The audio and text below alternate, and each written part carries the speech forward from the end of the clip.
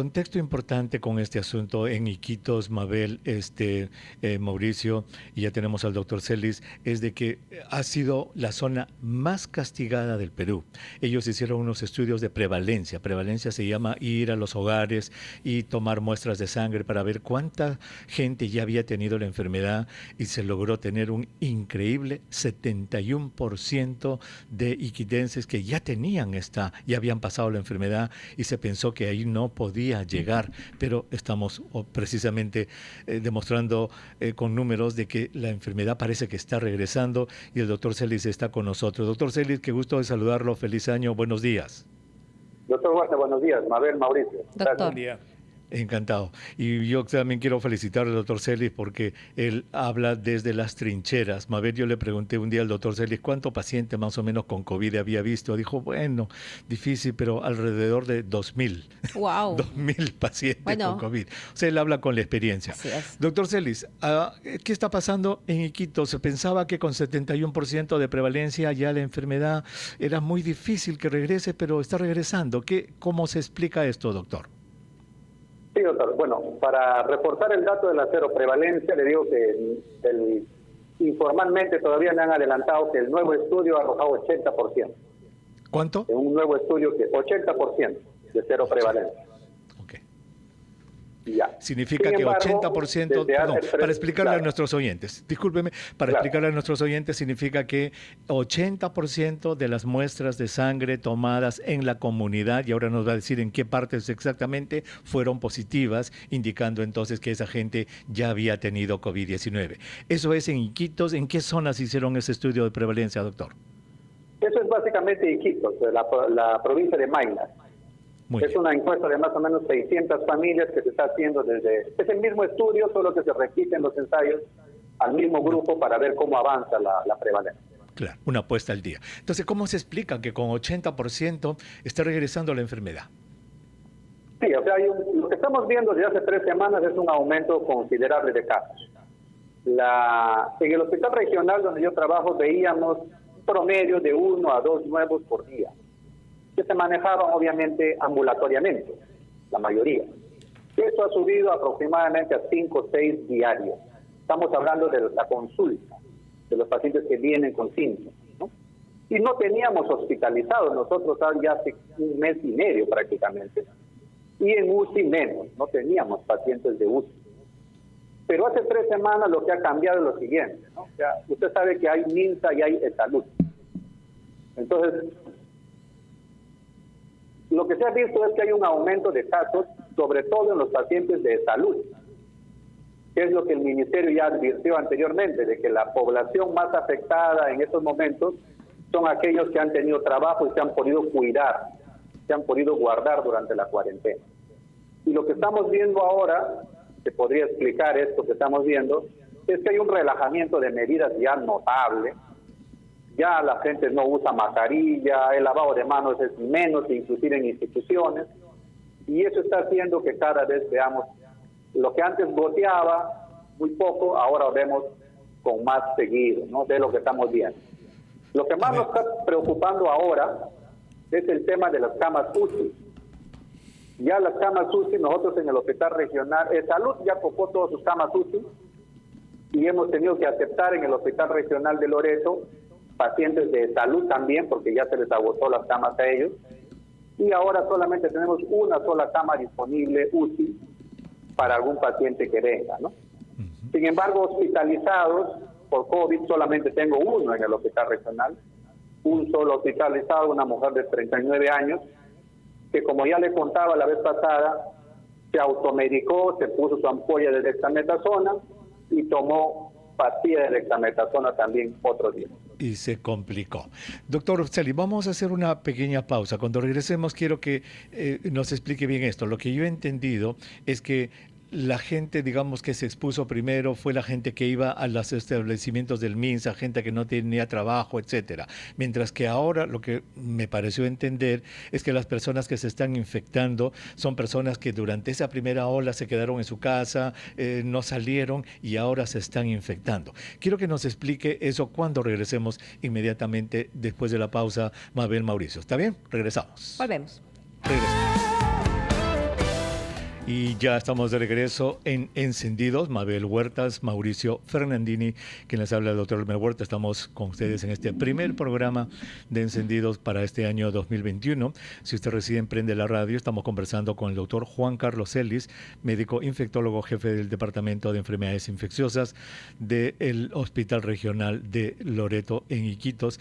Estamos hablando sobre lo que está sucediendo en Iquitos, en el cual nos ha dicho que lo que se pensaba que era solo 71% de prevalencia en Iquitos, ahora es 80%, o sea, 80% de la gente allí se ha infectado, pero están viendo que están aumentando los casos, no tienen camas de cuidados intensivos, y el doctor Celis nos explicaba que parecía que era que la gente que se está infectando ahora es la gente que se guardó. Doctor, ¿eso significa que ese 20% que no se contagió es el que están viendo ahora? Sí, doctor, completamente. Todas familias enteras de personas que estaban negativas, se mantenían negativas durante todos estos meses de pandemia, ahora están infectándose todos. O sea, hay muchísima gente ahora que ya tuvo que salir ellos también a trabajar, obviamente, a hacer sus negocios, cosas, se están infectando. Eso podría explicar, como les decía, en parte de por qué el Ministerio de Salud, el MINSA, que somos nosotros, en realidad tenemos pocos casos hospitalizados, y lo que está bastante lleno ahora con sus camas UCI y hospitalizados es salud, ¿no? Gente que, como les repito, ha podido guardar, ha podido de repente tener un salario, un sueldo, y se ha podido más guardarse, cuidarse más. Pero como en la calle, en el día a día, ya el virus se mueve como Pedro en su casa. O sea, la gente ya no usa mascarilla, como les decía el otro día, hasta las instituciones ya han relajado las medidas. Antes se obligaron a lavarse la mano en el Banco de la Nación, tenían un lavatorio afuera, y todo era como todos preocupados, ¿no? La gente misma andaba con su botellita de alcohol, pero ya no se ve eso. El relajamiento es mucho, y el virus obviamente se mueve más rápido y está encontrando a ese 20% que todavía faltaba infectar. Ese 20%. Ahora, doctor, es obviamente el relajamiento es en todo el Perú, pero podría ser que en Iquitos el relajamiento es mayor porque se le dijo a la gente, mira, ya tenemos 71%, ya nosotros estamos a salvo. Claro, hay una sensación ya de que no pasa nada, ¿no? O sea, como la mayoría ya pasó y ya perdió el miedo, digamos, al coronavirus, inclusive con algunos fallecidos en la familia, el relajamiento es bastante notorio, como les digo, no solamente a través de las personas en el día a día, sino que las mismas instituciones también ya no obligan a nadie a mascarilla, ya no se preocupan por el lavado de manos. Y a mí, como clínico que ve día a día pacientes, me llama la atención que incluso las familias que se cuidaron más, ¿no? Que se cuidaron bien o que entendieron el mensaje, incluso ellos también al salir ya les perdieron un poco de temor. Doctor Celis. Entonces uno nota que ellos ya salen y se cuidan menos. Pero sumado a eso, usted también indicó que la única persona hospitalizada por COVID en el Hospital Regional de Loreto, entendemos no ocupando una cama UCI, sino hospitalizada, es una mujer que se automedicó con dexametasona. Y hace ya varios meses se ha dicho, y es más, el mismo MINSA también lo ha indicado así, que la dexametasona lo que hace es agravar la situación y que esto solamente deben aplicarlo los médicos a los pacientes hospitalizados o a su criterio. Es decir, continuamos automedicándonos y esto sigue afectando a la población. ¿Qué es lo que falta ahí? ¿Por qué no llega el mensaje? Mabel, excelente pregunta, ¿no? Yo al doctor Huerta les contaba el otro día eso, esa paciente ya está en UCI ahora, pero ayer en la noche entró una paciente más joven todavía, 39 años, otra vez aplicándose dexametasona un día, tomó pastilla otro día, y eso, de todas las guías y las recomendaciones internacionales y el ministerio mismo saben que está en contra de usar corticoides, sea prednisona, dexametasona o sus similares en los primeros 5 días y en forma ambulatoria, porque ese medicamento de todas maneras te empuja hacia el hospital o te empuja hacia la UCI o hacia la muerte. Y es un mensaje, como decía el doctor Huerta, que nos debe el Ministerio de Salud a una gran escala. O sea, nosotros no solamente es la prevención, que ya sabemos que todo el mundo lo relaja, pero ¿dónde está qué hacer una vez que yo sospecho que tengo una infección? Ese mensaje no ha llegado, porque ahí lo reportan de Piura, lo reportan de los hospitales de campaña, La mitad de los pacientes viene sobremedicado, automedicado, y ahí podríamos estar rescatando a muchas personas, evitar que ellos lleguen al hospital o a la UCI con solamente un mensaje más agresivo de este tema, ¿no? Que es que la dexametasona mata. Como digo, yo soy muy directo cuando lo hago a los familiares, digo, señora, ese medicamento mata. Esa mala costumbre de ponerse la triple, el inyectable con dexametasona cuando tenían la garrapera, la bronquitis, cuando tenían una alergia y se automedicaban, eso está matando gente. En todo el Perú los médicos están reportando eso, pero no hay una respuesta masiva de comunicación de ese lado, que es cómo yo actúo cuando me infecto. Esa parte, Mabel, está faltando mucho. Doctor, pero ¿cómo se explica que médicos en el Perú todavía estén recetando cortisonas ambulatoriamente? Sí, doctor, ya dijimos la vez pasada, ahí nos ha faltado como gremio, ahí es el mea culpa. No ha habido una institución que a nosotros nos dirija, ni el colegio médico, ni la federación, ni el ministerio, ha unificado, porque nos hemos estado peleando por ivermectina por 6 meses. Todos concentrados en medicamentos que no funcionan, y sin embargo hay médicos todavía que recetan dexametasona. Por eso ahorita el mensaje para mí antes era, no te automediques, consulta con tu médico. Ahora le digo, cualquier médico que recete dexametasona, señora, usted tiene que preguntarle por qué está recetando eso cuando usted está enterado de que ese medicamento puede empeorar el COVID, sobre todo si lo usan los primeros 7 días, y tiene que justificarle bien el uso de dexametasona o prednisona. Y ahí hay un llamado de atención especial en favor de los pacientes que son asmáticos y alérgicos. Muchos asmáticos y alérgicos nos dicen a nosotros, doctor, pero yo siempre me ponía mi dexametasona cuando me daba mi ataque. Y le digo, eso es una mala idea ahora. Peor ahora, ningún alérgico, ningún asmático debería usar dexametasona en forma endovenosa, y a los asmáticos hay que decirles que consulten con su especialista para que ese corticoide más bien sea inhalado, que es mejor que darle en forma endovenosa o en pastillas. Doctor Celis. Nosotros tenemos pacientes asmáticos que se han automedicado porque siempre lo hacían. ¿No? Entonces esos mensajes faltan mucho. Sin duda, sí, sin duda no tenemos todavía una estrategia para erradicar la automedicación desde antes del coronavirus, y en el coronavirus esto se ha agravado.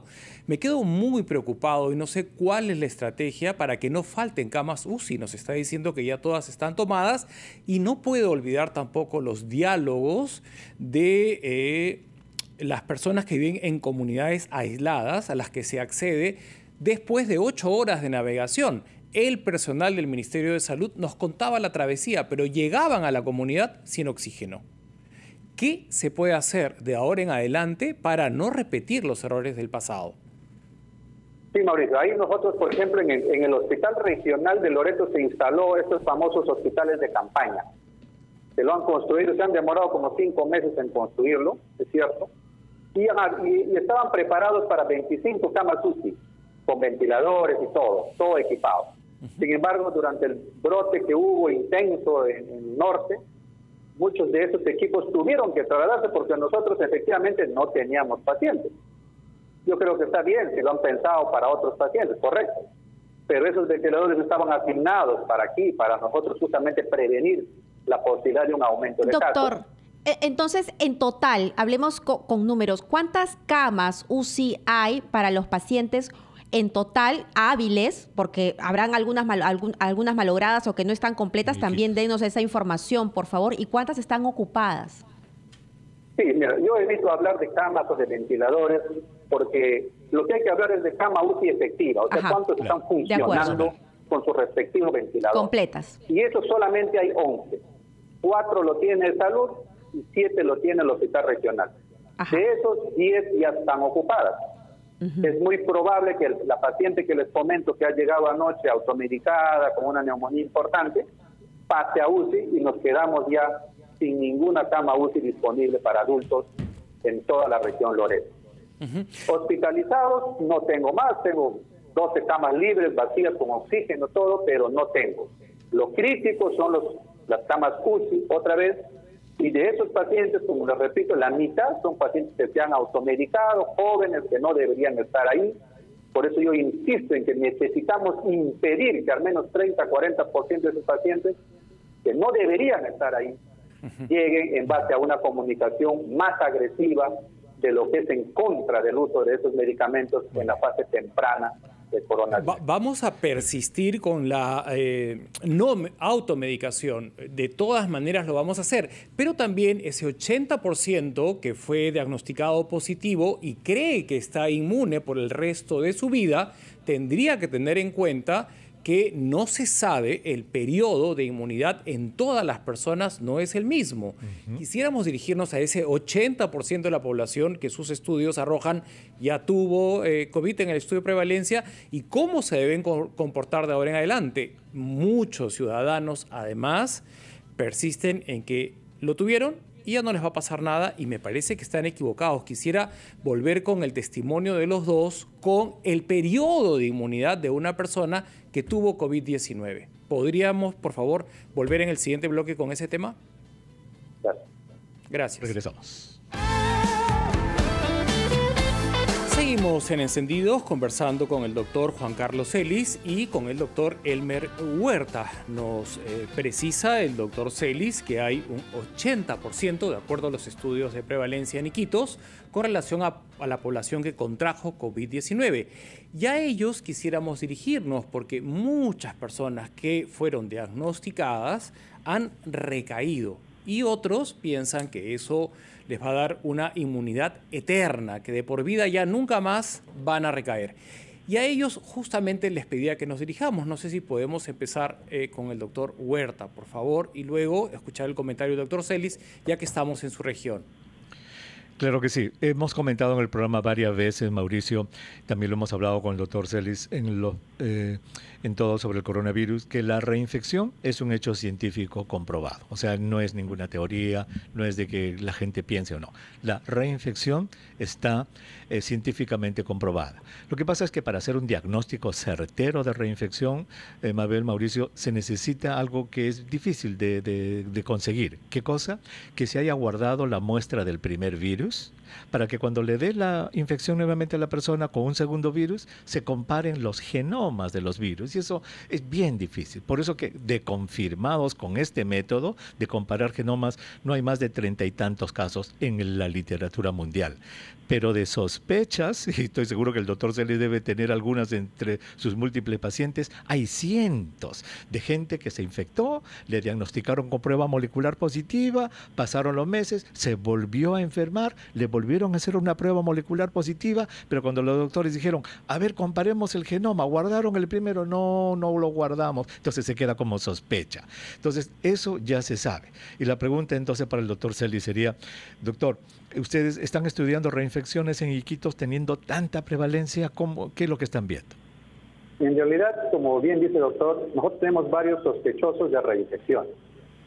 Afortunadamente no del grupo de hospitalizados, ¿no? Tenemos varios sospechosos de reinfecciones de los leves, lo que se manejan en casa. Son pacientes que me dicen, doctor, yo ya tuve COVID en abril, me dicen, no digo, pero ¿dónde está la prueba? De repente está en el sistema para ver, no me hice prueba, la pasé en mi casa, toda mi familia tuvo COVID y ahora está saliendo positivo. Entonces le digo, bueno, es probable, pero no te has hospitalizado tampoco. ¿Hiciste alguna radiografía? Nada. Entonces la pasó leve al inicio, pero ahora sí está confirmado porque ahora sí tiene una prueba molecular. Pero ni siquiera lo puedo reportar como dudoso porque no tengo ninguna evidencia de la infección pasada. Exacto. Ni siquiera una prueba rápida, ¿no? O sea, nada.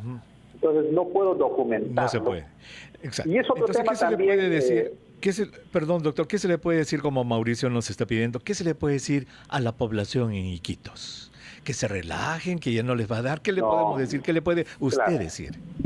Yo a veces hasta suplico, ¿no? Cuando me entrevistan en los medios locales, digo, yo quisiera que siquiera estén preocupados como estábamos en agosto. Todo el mundo andaba con su mascarilla, la gente andaba con su alcohol gel y estaban todos preocupados. Y eso hacía y hizo también que los casos hayan venido tan espaciados a pesar de tener virus circulando. Pero ahora ese relajamiento está haciendo que a ese 20%, que no es poco, son 200.000 habitantes en toda la región, el virus los encuentra rápidamente. A veces solamente les pido regresen a siquiera cómo estaban de preocupados en agosto, septiembre, donde todavía se mantenía una gran preocupación a nivel de la población. Pero ese relajamiento está haciendo que todo el virus ya los encuentre rápido. Y esas personas, que no es poco, van a terminar muchos de ellos en el hospital o en la UCI, justamente porque el relajamiento de la mascarilla y el lavado de manos también hace que el virus se mueva ya con una rapidez que hace que, a pesar que es poco ese 20%, es mucho para un hospital que tiene tan pocas camas UCI. Pero además, doctor Celis, la cosa se agrava porque, como usted ha dicho, ya las personas se automedican. Entonces tenemos que regresar a lo básico. Si yo comienzo a tener los síntomas de COVID-19 o me diagnostican, salgo positivo, ¿qué es lo que debo hacer? Claro, ese mensaje hay que repetirlo todas las veces que fuera posible, para otra vez decir, no, los primeros 5 o 7 días de esta enfermedad tiene que manejarse como una gripe, calmar los síntomas, solamente paracetamol, analgésicos, nada más, y estar atento, vigilante, con mi pulsoxímetro, que ya toda familia debería de tener. Con esas dos cosas yo me sentiría bastante tranquilo si todos lo comprendieran, y entender ahí, sumado en esos primeros 5 o 7 días, de que no se debe tomar, ni administrar, ni dejarse poner dexametasona ni prednisona en esos primeros 5 días, Mabel.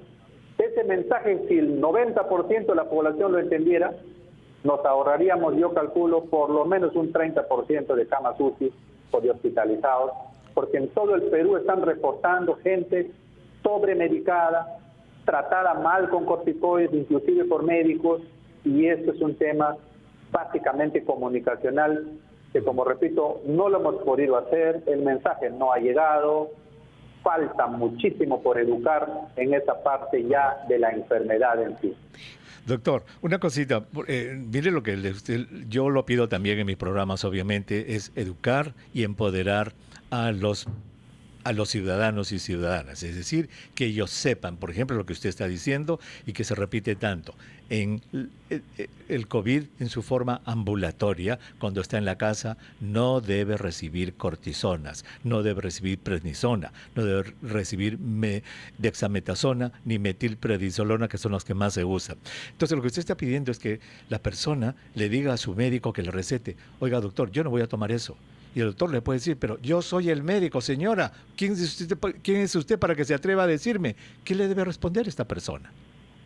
Bueno, lo que estamos diciendo, ¿no? Ya hemos escuchado recomendaciones, guías internacionales, guías del ministerio, guías de especialistas que nos dicen que se pronuncian en contra, porque ese medicamento, y ya hay estudios muy buenos ya sobre eso, de que empeoran el pronóstico del paciente, doctor, y si usted me pone eso, puede incluso empeorar mi cuadro y llevarme al hospital o a la UCI.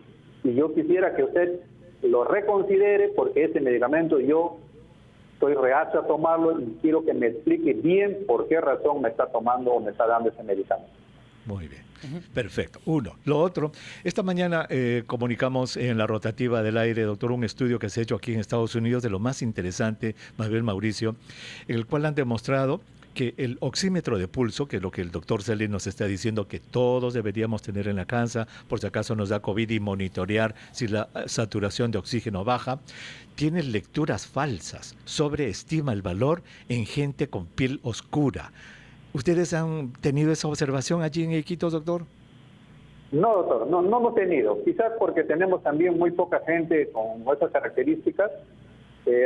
La mayoría son mestizos, no tenemos ese problema, pero hay un detalle además sobre el pulsoxímetro, ¿no? La gente necesita entrenamiento de cómo usarla. Tengo pacientes que han reportado 80%, todos asustados, y yo siempre lo que hago es un control biológico, le digo, no, tómese usted, el familiar que está asistiendo al paciente, y los dos están en 80%, le digo, entonces el pulsoxímetro está mal. Como es un aparatito que difícilmente uno puede verificar la calidad, inclusive, hay que estar tomando controles con gente sana para saber si está funcionando bien. Doctor. Entonces, más bien lo que he visto es bastante error en el manejo. O lo toman con el brazo colgado, no reposan la mano, lo toman mal, ¿no? Entonces no reposan lo suficiente, y eso hace que muchas medidas sean mal interpretadas. Y lo otro es, nosotros tenemos mucha población que vive en altura, y no hemos comunicado bien que pues a partir de los 3.000 metros 90% es normal, y hay gente que ha estado asustada porque satura 90% en Puno, por ejemplo, y para ellos pues 90 es 98 para alguien que vive en Lima o en Iquitos, ¿no? Doctor. Entonces, esos detalles también hay que comunicar. Doctor, permítame, yo sigo preocupado por las personas que viven en comunidades aisladas, a las que se accede después de 8 horas de navegación o más. El doctor Huerta había propuesto que se capacite a uno en atención primaria de ellos y se les deje oxígeno, pruebas moleculares si fuese necesario, para controlar a la población. ¿Esto se concretó, se materializó? ¿Hay en cada comunidad una persona preparada para una emergencia en caso empiecen de nuevo los rebrotes en estos lugares? Se ha aprendido mucho, Mauricio. Hay bastante comunicación respecto a esa primera fase. En Loreto, por ejemplo, se han hecho capacitaciones sobre ese tema, se han elaborado afiches sobre el uso del pulsoxímetro, todo. Lo que sí nos preocupa siempre es el tema del abastecimiento. Si bien es cierto, Iquitos como ciudad, ahorita tenemos plantas de oxígeno, se ha mejorado mucho en ese aspecto. O sea, no tenemos ya problemas con el oxígeno, digamos así. Pero otras provincias, ¿no? Las que están en frontera, con Tamana, Caballococha, todavía están pendientes pequeñas plantas de oxígeno para que puedan atender ellos cualquier contingencia. Por ahora, por ejemplo, muchos de esos van a tener que venir a Iquitos si es que se agrava, y es un tema que no se ha completado hasta ahora, Mauricio. Doctor Celis, y ya para terminar, usted había dicho que las mismas instituciones, los mismos locales, habían relajado sus medidas de seguridad y de protección. Ya no apelaban al lavado de manos y por ahí algunos mantienen las bandejas para que coloquen los pies e inclusive toman la temperatura. Pero ¿tiene sentido a estas alturas esto? ¿Hemos aprendido algo sobre la medición de temperatura con estos termómetros infrarrojos que en realidad lo pueden medir en el cuello, en la cabeza o en la muñeca? Sí, yo diría que es un tema bien delicado, en el sentido de que los últimos que deberían relajar las medidas deberían ser las instituciones. El mejor ejemplo para mí son los bancos, ¿no? Entonces estos tenían un lavado de manos afuera, habían instalado un pequeño tanque y estaba muy bien porque todos tenían que entrar con mascarilla y lavado de manos. Con respecto a las otras medidas como poner en el pie algo, Mabel, o la toma con estos termómetros infrarrojos, la verdad que no tienen ningún sentido, porque encima que lo hacen mal, no aportan más porque muchos pacientes ni fiebre van a tener. En términos de salud pública, detectar un paciente febril no tiene ningún impacto comparado con el paciente que todos usemos mascarilla o nos lavemos la mano y mantengamos un aforo. Eso las instituciones están relajando mucho. O sea, el paciente podría relajar las medidas, pero si tienes un banco que te exige la mascarilla, te exige el lavado de manos y respeta un aforo, entonces estamos cumpliendo al menos las instituciones. Pero ya no se ve esas tres cosas. Exacto. Esa es la responsabilidad de los gerentes, de los que dirigen estas instituciones, que también deben ponerse la camiseta de la prevención y hacer que en sus instituciones se cumplan las cosas y no esperar que todo le venga de un ministerio o de otra parte. Doctor Celis, muchísimas gracias por haber estado con nosotros en el programa. Gracias, doctor. Doctor Huerta, Mabel, Mauricio, gracias por la invitación. Muchas gracias, doctor Celis.